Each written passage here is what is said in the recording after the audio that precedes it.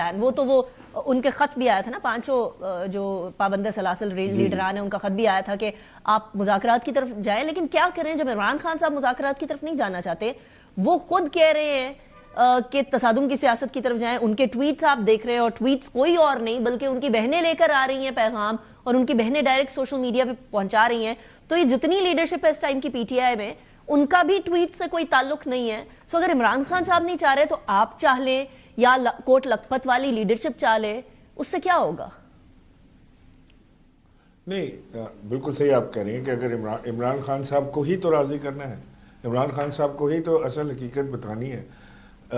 میں without criticising any one, میرا مقصد کسی کو کرٹیسائز کرنا نہیں ہے, لیکن جو یہ لوگ جاتے ہیں نا ملنے اندر خان صاحب سے, تو یہ میرا خیال ہے کہ یہ جو باہر اس وقت جو معاملات ہیں وہ صحیح سے ان کو بتا بھی نہیں سکتے. مجھے یہ ان سارے پی ٹی آئی والوں سے میں سوال کرتا ہوں کہ مجھے بتائیں کہ ان کی وے فارورڈ اسٹریٹجی ہے کیا, آگے چلنا کیسے ہے. انہوں نے پبلک کے ساتھ مومنٹم گین کرنا ہے, انہوں نے کے پی کو بند کرنا ہے, انہوں نے اسلام آباد آنا ہے, انہوں نے بات چیت کا دروازہ کھولنا ہے, انہوں نے لڑائی لڑنی ہے. کیا what they want to do, کدھر سے راستہ ہے, کدھر سے کوئی تو غلط ہی صحیح, لیکن کوئی اسٹریٹجی تو بنی ہوگی. دیر از نن, زیرو اسٹریٹجی, کوئی اسٹریٹجی نہیں ہے. سو اگر تو ان کی ملاقات عمران خان سے نہیں ہو رہی ہے, تو میرا کہنے کا مقصد یہ ہے کہ یہ وہ لوگ ہیں 4-5 لوگ جو پارٹی کی اسٹریٹجی بھی بنا سکتے ہیں, جن پہ عمران خان صاحب کو بھی بھروسہ ہے, پارٹی کے ورکر کو بھی ان پہ بھروسہ ہے.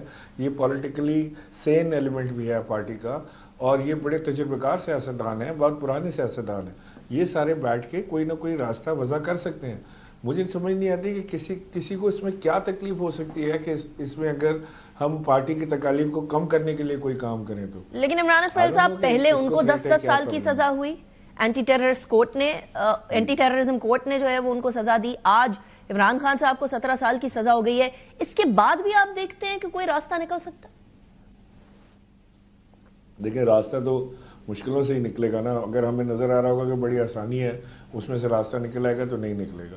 سو مجھے تو ابھی بھی امید ہے کہ راستہ ضرور نکلے گا انشاءاللہ, اور ہماری بات چیت جو ہے وہ جلد شروع ہو جائے گی. That is very interesting. بات چیت کدھر سے شروع ہوگی, حکومتی سائٹ سے شروع ہوگی یا powers that be؟ دونوں سائٹ پہ ہم ٹرائی کر رہے ہیں جی. ہماری گورنمنٹ سے تو بات چیت شروع ہو گئی ہے آلریڈی, ہماری ملاقاتیں ہوئی ہیں گورنمنٹ کے ہاتھ سینئر لیول کے اوپر ہماری ملاقاتیں ہوئی ہیں, 2-3 ملاقاتیں ہوئی ہیں ہماری. اور جو ہماری پی ٹی آئی کی جو دیگر لیڈرشپ ہے, ایک تو وہ ہے نا جو کوٹ لکھپت جیل میں ہے, ایک وہ ہے جو باہر ہے, جو میں وکلا حضرات کی بات نہیں کر رہا, میں ان کی بات کر رہا ہوں جو پی ٹی آئی کے پرانے لوگ ہیں. ان سے بھی ہماری میٹنگ ہوئی ہے. دے آلسو ایگری ود اس کہ یہی راستہ ہے آگے بڑھنے کا, اور یہی راستے سے ہم کچھ بہتری لا سکتے ہیں اپنے معاملات کے اندر. سو مجھے امید ہے کہ جب یہ لوگ خان صاحب سے ملیں گے, جو بھی صورتحال پیدا ہوگی, تو یہ اپنی بات خان صاحب تک رکھیں گے. اور جب ہم تھے نا وہاں پہ پی ٹی آئی میں, تو ہم خان صاحب کے ساتھ بحث مباحثہ کرتے تھے. ہم ان کی ہر بات کو من صدقنا نہیں مانتے تھے, ہم ان کو پروز اینڈ کونس بتاتے تھے, اپنا خیال بتاتے تھے کہ یہ ٹھیک ہے, یہ غلط ہے, یہ آپ کی بات غلط ہے. یہاں تو کوئی سلسلہ ہی نہیں ہے, بس جو ہو گیا بس ہاں جی بالکل ٹھیک ہے. دے وانٹ ٹو, یہ خان صاحب کو وہ سناتے ہیں جو وہ سننا چاہتے ہیں, اور خان صاحب یہ سننا چاہتے ہیں کہ جلاؤ گھراؤ. نہیں, آئی ڈونٹ نو کیا سننا چاہتے, کون سے جلاؤ گھراؤ کر لیا انہوں نے, مجھے بتائیں نا. یہ پی ٹی آئی کی یہ طاقت تھوڑی ہے جو یہ دکھا رہے ہیں. کیا کس نے جلاؤ گھراؤ کر لیا؟ سہیل آفریدی آتے ہیں 2 گھنٹے جیل کے باہر بیٹھے, اس کے بعد چلے گئے.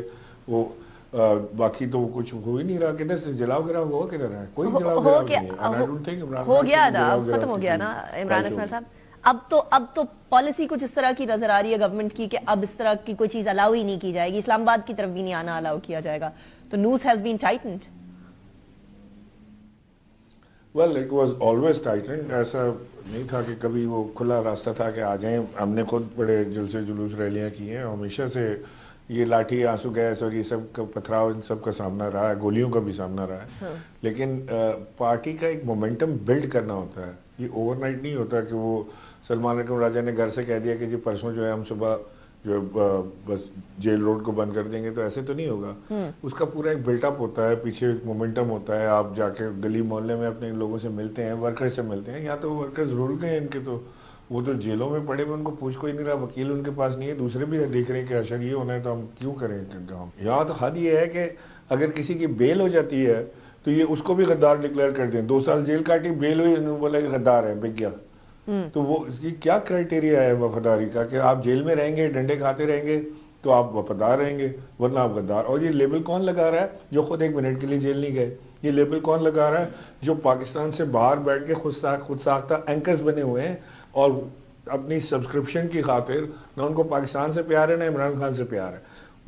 پی ٹی آئی کو اپنے آپ کو ان لوگوں سے ڈس ایسوسیٹ کرنا چاہیے, ڈسٹنس کرنا چاہیے. الٹا کام ہو رہا ہے.